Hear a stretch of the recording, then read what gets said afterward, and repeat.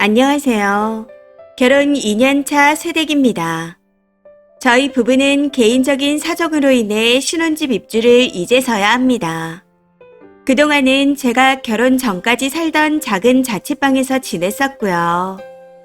곧 신혼집으로 이사를 들어가야 하는데 시어머니가 가전을 새로 사라며 700을 지원해 주신다 하더군요. 문제는 제가 그 돈을 받기 싫다는 겁니다. 시댁은 시어머니만 계시고 남편은 외동입니다. 평소 어머님과 남편은 친구 사이처럼 지내는 편이고요. 연애 때 시어머니를 자주 뵀을 때만 해도 고지식한 친정 부모님과는 달리 아주 개방적이고 재밌는 분이라고만 생각했습니다. 그런데 가족이 되어보니 저와는 너무도 다른 분이시더라고요. 저와 잘 맞지 않은 느낌이랄까요? 심지어 저희 친정 엄마와도 사이가 이랬다 저랬다 하는데 시어머니와는 어떻겠나요? 평소 친엄마 같은 시어머니가 될 거라고 말씀하셨지만 역시 시어머니는 시어머니일 뿐 제 엄마가 될 수 없다는 걸 느꼈습니다.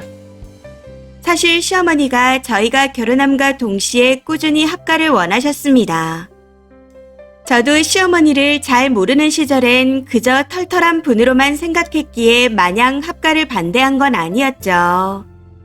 그런데 신혼 초 시어머니와 갈등을 몇 번 겪고 난 후 합가는 절대 안 된다고 굳게 마음먹었습니다. 정말 어이가 없었던 건 이번에 이사가는 집도 시어머니가 당연히 같이 사는 걸로 알고 계셨다는 거죠. 해서 당시 남편이 저희 부부만 살 거라고 설득했습니다. 근데 여기서 제가 좀 불만인 건 앞으로 아들 부부 결혼 생활에 합가는 없을 거라고 시어머니에게 확실히 알려드렸으면 했었는데 남편은 그렇게 직설적으로 말하면 본인 엄마 쓰러진다고 돌려 설득했다는 겁니다. 이번에 이사가는 집은 셋이 살기엔 많이 좁다. 그래서 엄마 방도 없다. 이렇게 설득했다네요. 그 말에 시어머니는 많이 실망하셨지만 합가는 포기하셨다 하고요. 1차적으로만 봤을 땐 합가를 포기하신 건 다행이라 생각하지만 이번에는 합가가 안 되지만 다음에 더 큰 집으로 이사가면 그땐 합가할 수 있다. 라는 식으로 헛된 희망을 드린 것 같아 탐탁지 않았습니다. 해서 남편에게 그대로 이야기했더니 내가 30년간 엄마를 모시고 살아온 짬을 믿어봐라. 지금 엄마한테 강하게 나가면 분명 뒷목 잡고 쓰러지고 울고불고 해서 아주 피곤해질 거다. 라고 하더라고요. 그래서 찜찜하긴 했지만 그냥 넘어갔습니다. 그러고 난 후 이제 이사까지 한 달 정도 남은 상태인데 이사갈 집에 넣을 가전에 대해 이야기하다 또 문제가 생겼습니다. 남편이 가전에 대한 욕심이 좀 있는 편입니다. 그래서인지 제 기준으로 당장 필요하지 않은 가전도 갖고 싶어 하더라고요. 이것저것 가전을 바꾸고 전부 새로 사려고 하는데 드디어 자취방에서 벗어나 집다운 집에 들어가게 되니 욕심이 더 나나 보다 하는 생각이 들었습니다. 아무튼 이것저것 남편이 사고 싶은 걸 다 사게 되면 예산이 초과되는 상황이었습니다.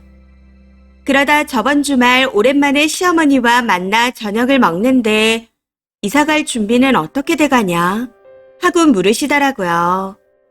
그 말에 남편이 사고 싶은 가전을 다 사게 되면 돈이 모자란다 대답했죠. 그랬더니 시어머니가 호탕하게 700만 원을 지원해 주시겠다네요. 그 말에 남편은 좋아하는데 저는 엄청 부담스러웠습니다. 나중에 약점이 잡힐 것 같은 느낌이 들어서요. 남편은 계속해서 고마워 엄마 하고 말하는데 저는 그걸 다 무시하고 저희가 염치가 있지 어머님 돈 못 받아요. 놀러 가시는데 쓰세요. 하면서 완곡히 거절했습니다. 그 이후부터 분위기가 싸해져 대충 식사 자리를 마무리하고 돌아왔습니다. 그러고는 집에 돌아와서 남편에게 시어머니가 주신다는 돈을 제대로 거절하라고 다시 한번 못 박았는데 남편은 그냥 받았으면 좋겠답니다. 두 가지 이유에서요. 첫 번째는 그 돈은 시어머니가 저희의 의사를 물은 게 아니라 일방적으로 준다고 통보한 거랍니다. 해서 그걸 거절하면 당신 성격에 또 어떤 난리가 날지 모른다네요. 어른이 도와주는 건 감사히 받는 게 자식 도리지 그렇게 남남대하듯 신세지기 싫다고 선 긋는 건 예의가 아니라고 생각할 게 분명하다 하면서요. 어차피 그 돈 받으나 안 받으나 자식돌이 안 하냐고 자기를 괴롭히는데 그럴 거면 그냥 받았으면 좋겠답니다. 두 번째로 저와 시어머니 사이에서 너무 힘들다네요. 저는 어른에게 먼저 다가가는 싹싹한 성격이 아니고 아닌 건 절대 아닌 타협 없는 성격입니다. 가족이라도 선 넘는 걸 싫어하죠. 그래서 저희 부모님도 저한테 냉정하고 차가운 성격이라고 합니다. 반면 시어머니는 가족 중심적이고 혼자 있기 싫어하는 성격입니다. 가족끼리 뭐든 다 같이 했으면 좋겠고 대화도 자주 나누었으면 좋겠다 하는 그런 분이세요. 그래서 시어머니의 요구로 남편은 매일매일 전화드리고 매주 주말마다 찾아뵙고 있습니다. 저도 처음에 몇 번 맞춰주다가 이건 아니다 싶어 내가 뵙고 싶을 때 찾아뵙겠다고 남편과 합의를 보았고요. 체감상 한 달 반에 한 번씩 만나뵈러 가는 것 같네요. 다행인 건 며느리 효도보단 아들이 직접 효도하는 걸 좋아하는 스타일이라는 거죠. 사실 신혼 초에 시어머니가 가족이라는 이름으로 저한테 좀 무례하게 대하신 적이 종종 있었습니다. 저도 성격상 그러려니 하고 넘어가지 못했고요. 그럼에도 저와 시어머니가 얼굴을 붉히며 싸운 적이 한 번도 없었던 건 남편이 중간에서 고생을 많이 했기 때문입니다. 아무튼 이번에도 제가 시어머니 돈을 안 받고 싶다고 하니 결국엔 한숨을 쉬며 자기가 잘 말해보겠다고 하는데 가끔은 중간에 낀 본인 생각도 조금은 해줬으면 좋겠답니다. 결국 이 문제로 어제 오늘 스트레스를 많이 받아 알아눕기까지 했네요. 컨디션이 안 좋다 하더니 오늘 아침엔 열이 나더라고요. 그럼에도 저는 그 돈을 받고 싶지 않습니다.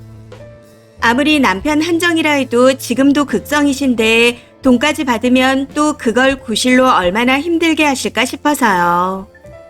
그리고 앞으로 합가 요구를 분명히 하실 텐데 그때가 되면 거절할 명분이 더 없어지지 않을까 싶어 받고 싶지 않습니다. 그런데 남편이 너무 힘들어하니 어른들 말씀처럼 제가 너무 차갑게 선을 긋는 건 아닌가 하는 생각이 들어 글을 써봅니다. 댓글입니다. 첫 번째. 사이에 끼어서 고생하고 있고 앞으로도 고생할 남편이 그 돈으로 금융치료 하겠다는데 뭐 어떤가요? 그 돈을 받던 말던 난 터치 안 한다. 대신 그 돈은 전적으로 네가 받은 거고 지금처럼 네 엄마 단돌이는 알아서 똑바로 해라. 700으로 합가 타령하는 거 내 귀에 들리기만 해봐라. 라고 확실하게 말하고 확답이나 받으면 될 듯합니다. 두 번째. 7,000 아니고 700이요. 그거 받지 마세요.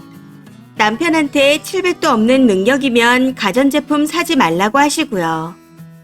가전제품은 늦게 살수록 더 좋은 거 사요. 그 돈 받게 되면 꼴랑 700에 온갖 위세 부리는 걸 다 감당해야 합니다. 세 번째. 지금 돈 700이 문제가 아니에요. 쓰니 남편은 훗날 합가할 예정입니다. 지금 쓰러질까봐 못하면 연세가 더 드시면 그땐 더 곤란한 거 아닌가요? 제가 볼 땐 쓰니가 남편이랑 사는 이상 합가는 100%입니다. 다 큰 성인이 엄마랑 매일 통화하고 일주일에 한 번은 꼭 본다고요. 이건 이미 셋이 사는 거 아닌가요? 마마보이 진짜 끔찍해요. 앞으로 인생 피곤하겠어요. 네 번째. 쓰니 생각이 맞습니다. 대응도 맞고요. 남편한테 연병 떨지 말고 돈 받지 말라고 하세요. 본인이 박쥐 마냥 여기 붙었다 저기 붙었다 하니까 힘든 거지 한쪽에 딱 붙으면 안 힘듭니다. 네 엄마 쪽에 붙어서 이혼하던가 내 쪽에 붙어서 가정생활이라도 행복하게 살던가 둘 중 하나를 선택하라고 하세요. 5번째. 저 모자한테 합가는 기정사실이고 그게 언제가 되느냐가 이슈인 것 같은데요. 딱 보니 언제가 됐든 합가는 하겠어요. 지금 합가 안 한다고 안심할 게 아니에요. 남편 믿지 마세요. 남편도 합가하고 싶은데 쓰니가 사니 안 사니 할 것 같아서 지금은 물러서는 것 뿐입니다.